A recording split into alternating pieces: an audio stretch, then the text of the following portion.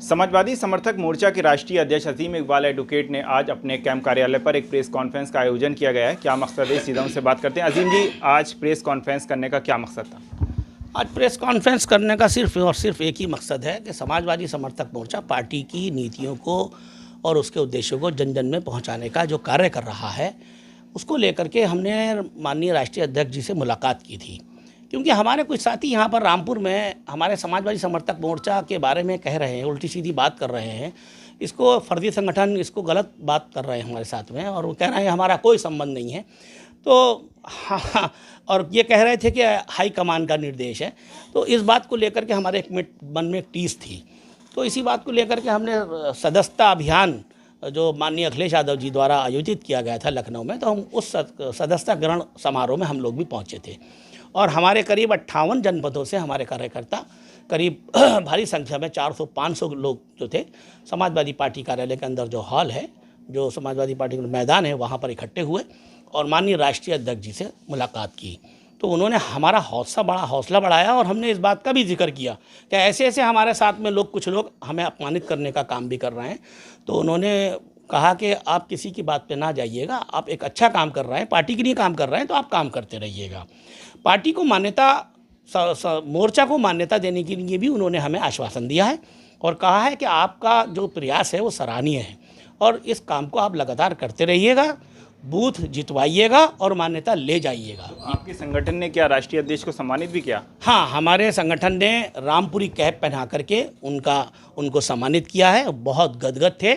हमारे ये टोपियाँ जो पहने हुए थे सारे कार्यकर्ता बड़ी संख्या में वहाँ मौजूद थे।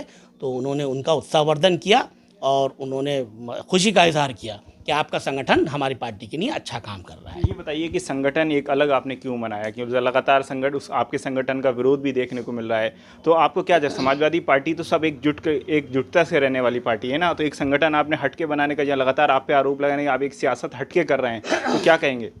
2017 के बाद में जब जो विधानसभा का चुनाव हुआ था 2017 में ही, तो माननीय आजम खान साहब से मिला था मैं जा करके, और मैंने कहा था कि कैसे संगठन बना करके मैं काम करना चाहता हूँ।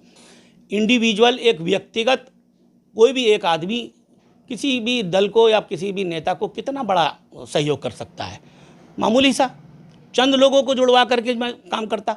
लेकिन संगठन बना करके अगर कोई व्यक्ति काम करता है तो बड़े पैमाने पर पार्टी को और अपने लीडर को सहयोग कर सकता है। मेरा सिर्फ और सिर्फ यही भावना रही और आजम खान साहब ने हमें पूरा प्यार, मान, सम्मान दिया, जिसकी वजह से मेरा हौसला बढ़ा आगे को और मैंने ये संगठन आगे बढ़ाना शुरू कर दिया। इस तरह से समाजवादी पार्टी में लगातार लोग जोड़ रहे हैं, अभी बीएसपी छोड़कर कई नेता वहां पहुंचे हैं, तो इस पर क्या कहेंगे? और कहीं ना कहीं आप अपने संगठन को मजबूत कर रहे हैं, लेकिन पार्टी को मजबूत करने के लिए क्या प्रयास है? समाजवादी पार्टी को मजबूत करने के लिए ही ये मोर्चा काम कर रहा है। हमारा सिर्फ और सिर्फ एकमात्र उद्देश्य है समाजवादी पार्टी को मजबूत करना, समाजवादी पार्टी के लीडर्स को मजबूत करना, समाजवादी पार्टी का विरोध करने वाले लोगों को मुंहतोड़ जवाब देना, और जो समाजवादी पार्टी को कामयाब कर रहे हैं, जो जिंदाबाद कर रहे हैं, उनका हौसला बढ़ाना, उनका मान सम्मान करना। ये पार्टी की मजबूती के लिए काम कर रहा है। कोई अलग से मैं अपने आप चुनाव लड़ने के लिए काम नहीं कर रहा हूँ, ना ही मेरे मोर्चा का कोई व्यक्ति चुनाव लड़ने जा रहा है। मेरा प्यार है आजम खान साहब के प्रति, और आजम खान साहब की मोहब्बत की ही देन है ये समाजवादी समर्थक मोर्चा। मैं एक बार नहीं 100 बार ये कहता चला आ रहा हूँ कि ये मोर्चा माननीय आजम खान साहब की ही मोहब्बत की देन है, और उनकी मोहब्बत की वजह से ही 2014-15 से मैंने इसको गठित किया था, और बार बार मैंने उनको लेटर जारी किए हैं। नरेश उत्तम जी को भी लेटर जारी किए, माननीय अखिलेश यादव जी को भी लेटर जारी किए हैं, माननीय आजम खान साहब को अपने हाथों से लेटर दिए हैं कि मुझे बता दीजिए क्या दिशा निर्देश हैं, क्या इस संगठन को मैं आगे बढ़ाऊं या बंद कर दूं, या जो आपकी मर्जी हो बता दें। कभी भी उन्होंने हमसे ये नहीं कहा कि संगठन को बंद कर दो, भंग कर दो, बल्कि उन्होंने हमेशा हमारी पीठ थपथपाई और ये कहा कि नहीं, आप अच्छा काम कर रहे हैं, अच्छा काम करते रहिए। ये विधानसभा 2022 के चुनाव की क्या तैयारी है? आजम खान साहब तो जेल में हैं, लोगों का लगातार मांग है कि वो बाहर आएँ, तो कब तक बाहर आ सकते हैं, और अब आपकी पार्टी की क्या रणनीति है? पार्टी की रणनीति यही है कि अच्छे लोगों को, जिताऊ लोगों को टिकट मिले और समाजवादी पार्टी प्रचंड बहुमत के साथ में सरकार बनाए। क्यों कि भारतीय जनता पार्टी की सरकार में लोगों का मन दुखी है, जो उनकी भावनाएं थीं, जो उनकी चाहतें थीं, वो पूरी नहीं हुई हैं। भारतीय जनता पार्टी ने सिर्फ हिंदू, मुसलमान, पाकिस्तान, गौ, लव जिहाद का नाम लेकर के जो इतने साल तक सरकार चलाई है उसमें लोगों को ना तो रोज़गार मिला है और ना ही लोगों को चैन सुकून हासिल हुआ है। किसी न किसी रूप में जनता बेचैन रही है। जनता की ये बेचैनी समाजवादी पार्टी को मजबूत करने का काम कर रही है। समाजवादी पार्टी के प्रति लोग जो हैं अपना मन बना रहे हैं। अखिलेश यादव लगातार रथ यात्रा लेकर पहुंच रहे हैं, कितना सहयोग मिल रहा है?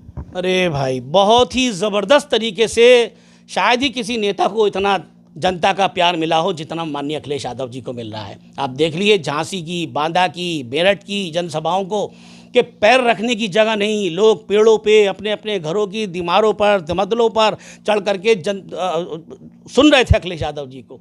इतनी पागल है जनता उनके लिए कि बस अखिलेश यादव जी का दूर से हाथ हिलाना भी उनको इतना प्यारा लग रहा है। जनता इस बार बहुत ही प्रचंड बहुमत के साथ में सरकार बनवाने जा रही है। भाजपा का कहना है अयोध्या के बाद मथुरा की बारी, क्या कहेंगे? देखिए, ये लोग फिर इस तरह की नफ़रत की राजनीति फैलाने का काम कर रहे हैं। समाजवादी पार्टी ने कभी नफ़रत की राजनीति नहीं की है। समाजवादी पार्टी ने सभी जाति धर्मों के लोगों के साथ मोहब्बत का पैगाम दिया है। माननीय आज़म खान साहब, माननीय अखिलेश यादव जी, माननीय मुलायम सिंह जी ने हमेशा सभी धर्मों का सम्मान किया है और वो हिंदू, मुसलमान, राम मंदिर, काशी, इन लोगों इस बात का कोई मतलब ये है कि हमारी पार्टी जो है इन लोगों को दरकिनार करके काम करती है। ये इनका एजेंडा है कि हम हिंदुत्व के और बढ़ रहे हैं। तो सरकार किसकी है? किसने मना कहा तुम्हें? कोई मना कर रहा है? राम मंदिर तुमने बना लिया, नहीं बना लिया? और भी तमाम सब तुम काम कर रहे हो तो कोई रोक रहा है तुम्हें? अरे कम से कम जनता की भलाई का भी तो काम करो। जनता और नौजवान जो है, पढ़े लिखा युवा बेरोजगार फिर रहा है। तुम लोग राम मंदिर की बात करते थे, अब काशी और मथुरा की बात करने लगे।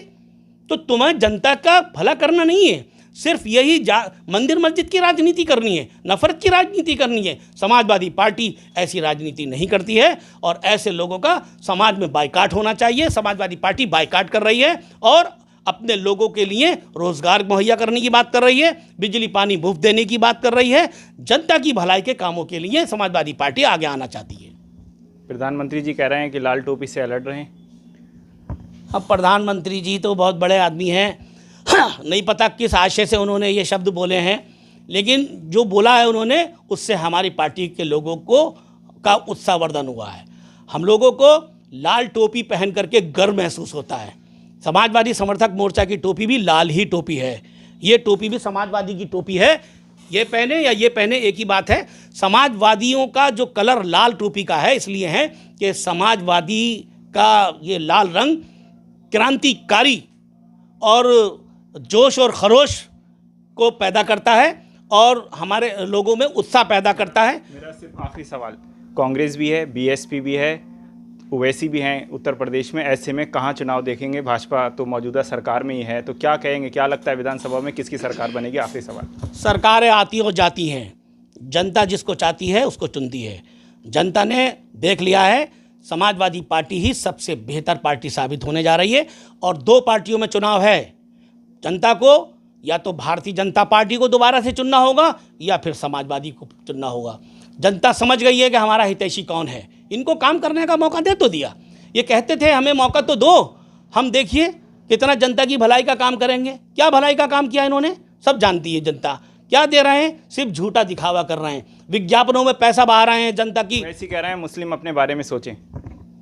वैसे कह रहे हैं मुस्लिम अपने बारे में सोचें, तो हम तो सोच ही रहे हैं। आज मुस्लिम समाज की स्थिति क्या थी पहले और आज क्या है। समाजवादी की सरकार में हमें जो कुछ भी मिलना चाहिए था वो हमें देने का पूरा प्रयास किया है और जो बाकी रह गया है वो इस बार हम लोगों को मिलने जा रहा है। हम लोग जाति धर्म की राजनीति नहीं करते हैं, हम लोग समाजवाद की राजनीति करते हैं और समाजवादी पार्टी को जिता करके फिर से अखिलेश यादव जी को अपने जनता की भलाई के कामों में लगाना चाहते हैं। तो हमारे साथ समाजवादी पार्टी समर्थक मोर्चा के राष्ट्रीय अध्यक्ष अजीम इकबाल एडवोकेट मौजूद थे। क्या मकसद है प्रेस कॉन्फ्रेंस करने का? सीधा हमने उनसे बात करी थी रामपुर से।